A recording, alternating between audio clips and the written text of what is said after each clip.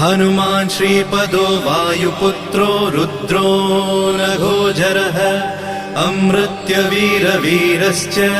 ग्रामवासो जनाश्रयः धनदो निर्गुणः शूरो वीरो निधिपतिर्मुनिः पिङ्गाक्षो वरदो वाग्मी सीता शोकविनाशकः शिवः शर्वः परो व्यक्तो व्यक्तो धराधरः पिङ्गकेशः पिङ्गरोमा श्रुतिगम्यः सनातनः अनादिर्भगवान् देवो